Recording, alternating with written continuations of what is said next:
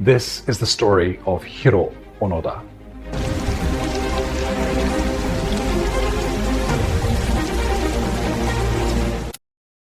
For a long time, the jungle was my whole world. Night after night, I kept watch, waiting for orders that never came. It was really hard. Eyes sharp and suspicious, convinced it is still 1945. That man is Hiroo Onoda, and for almost 30 years, he kept fighting a war that everyone else knew was over. Hiroo Onoda was born on March 19, 1922, in rural Japan. From a young age, he was taught three things: obey, endure, and never bring shame to your country. When World War II spread across the Pacific, he was drafted into the Imperial Japanese Army. The Army quickly realized he wasn't just another recruit. He was smart, disciplined, and calm under pressure. Instead of sending him straight to the front, they trained him as an intelligence officer. He learned how to disappear into the jungle, how to sabotage, how to hide, and how to survive with almost nothing. Above all, he learned one rule: a true soldier never surrenders. By late 1944, Japan was losing the war. Desperate to slow the Allied advance, the High Command gave Onoda a mission that sounded almost impossible. He was sent to Lubang Island in the Philippines. His orders were simple but extreme: destroy airstrips and docks if he could, harass enemy troops, gather information, and no matter what happened, do not surrender. He was told, "You may be gone for a long time. Reinforcements will come. Until then, you are to carry out your mission at any cost." Those words sank deep into his mind. When American and Filipino forces attacked Lubang in 1945, everything collapsed. The island fell. Most Japanese soldiers were killed or surrendered, but Onoda and a few comrades slipped into the jungle, exactly as he had been trained to do. To them, this wasn't defeat. It was the start of the mission they had been waiting for. From their hiding places, they watched the island change. New flags, new uniforms, new voices. And then one day, leaflets floated down from the sky. They said, "The war ended on August 15th. Japan has surrendered. Come down from the mountains." The villagers believed it. The world believed it. Onoda did not. He studied the paper, the language, the layout, the spelling. It felt too convenient, too sudden, too easy. To him, it screamed enemy trick. His last orders were clear: never surrender, never take his own life, and keep fighting until headquarters gave him direct instructions to stop. There had been no such instructions, so Onoda and his men made a decision that froze their lives in time. They would treat the end of World War II as a lie. Years crawled by. Onoda and his group, Akatsu, Shimada, and Kozuka, became shadows in the jungle. They lived off bananas, coconuts, and stolen rice. They patched their uniforms, oiled their rifles, and moved at night. Whenever they saw villagers or police, they assumed they were enemy forces still occupying the island. Small raids turned into shootouts. People were injured. Some were killed. To the locals, these were mysterious bandits. To Onoda, they were simply continuing the war. Japan, meanwhile, was rebuilding. Cities were rising from ruins. Children were growing up in a country at peace. But on Lubang, 4 men were still hiding, still waiting for orders that would never come. In the early 1950s, Japan tried again to reach them. Planes dropped leaflets with photos and letters from family members, pleading, "Please come home. The war is over.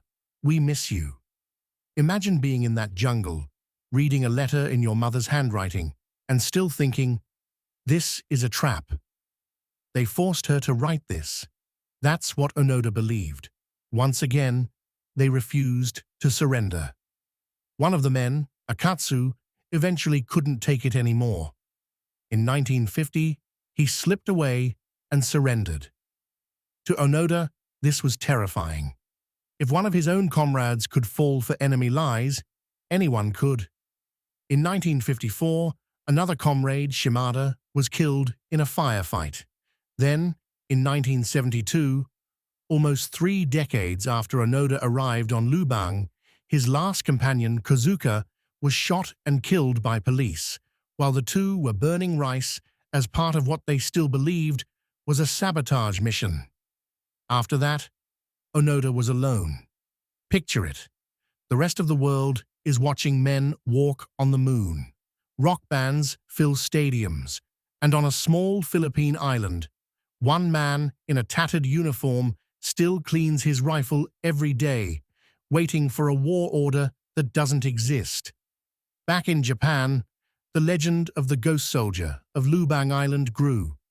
Many believed he had died long ago. Others weren't so sure.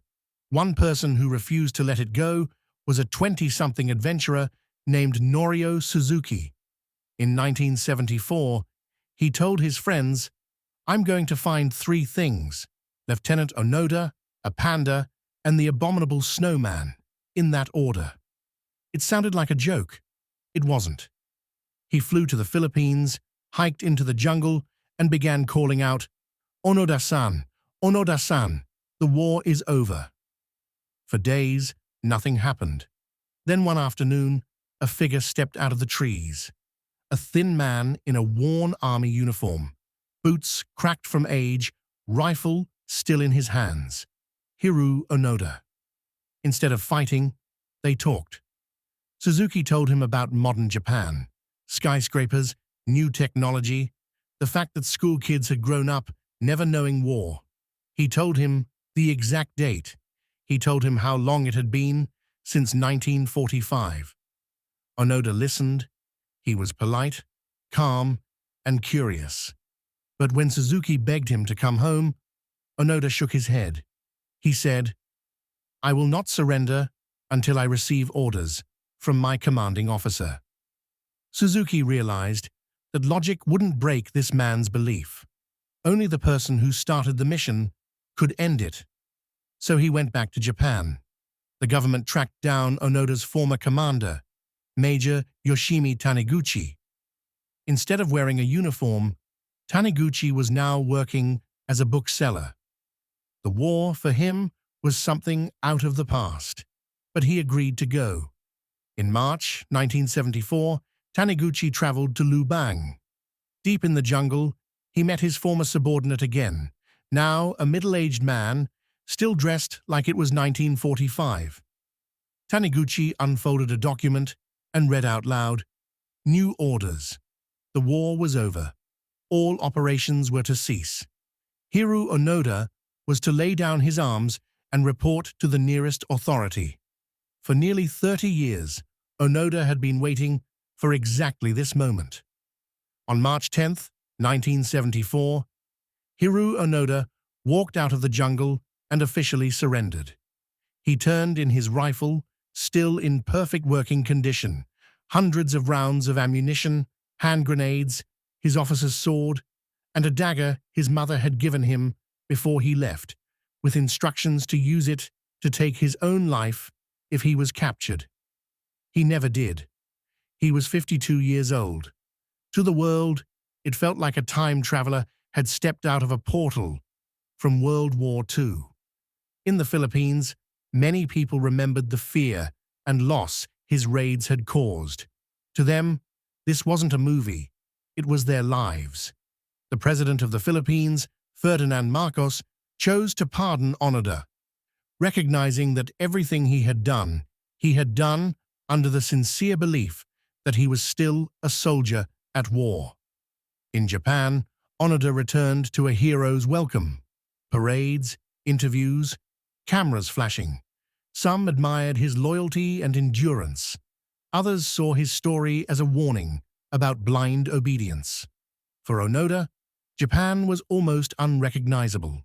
There were neon lights, crowded trains, new music, and a completely different attitude toward war. Young people were more interested in fashion and careers than in sacrifice and empire. He struggled to fit in. Eventually, he moved to Brazil, bought land, and became a rancher. There, far from the noise of Tokyo, he finally had quiet. Open sky instead of jungle canopy, cattle instead of enemy patrols. Later, he returned to Japan and started a nature school for kids. He taught them how to camp, how to hike, how to push through discomfort, and how to respect the natural world. The skills that once kept him alive in a forgotten war became tools for teaching young people resilience. Hiroo Onoda died in 2014 at the age of 91. So what do we do with his story? Is he a hero for sticking to his duty when everyone else gave up? Is he a tragic figure who lost 3 decades of his life to an illusion? Or is he both? His life forces us to ask hard questions. How far should loyalty go? When does dedication become dangerous? At what point should we stop following orders and start asking, does this still make sense? Hiroo Onoda spent almost 30 years fighting a war that no longer existed, because for him, the idea of duty was more real than any leaflet, radio broadcast, or newspaper. In the end, his story isn't just about one soldier in a jungle. It's about how powerful belief can be and how hard it is to let go of the missions we accept for ourselves, even when the world has already moved on. What would you have done